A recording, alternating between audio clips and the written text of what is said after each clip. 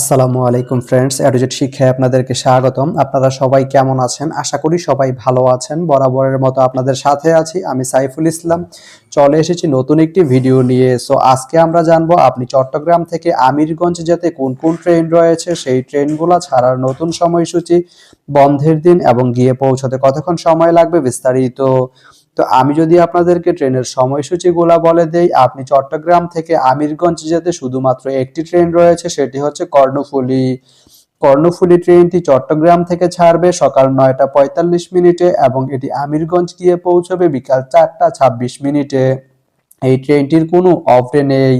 তো আপনি চট্টগ্রাম থেকে আমিরগঞ্জ যেতে এই কর্ণফুলী ট্রেনটি ব্যবহার করতে পারেন। তো ভিডিওটি কেমন লাগলো অবশ্যই কমেন্ট করে জানাবেন। আর ভিডিওটি যদি ভালো লেগে থাকে বা আপনার কোনো উপকারে এসে থাকে তাহলে ভিডিওতে একটা লাইক করে দিবেন, কারণ আপনার একটা লাইক আমাকে অনেক ইন্সপায়ার করে নতুন নতুন আরো ভিডিও বানাতে। তো ধন্যবাদ সবাইকে ভিডিওটি এতক্ষণ ধৈর্য ধরে দেখার জন্য। ভালো থাকবেন, সুস্থ থাকবেন, এডুজেট শিক্ষার সঙ্গেই থাকবেন।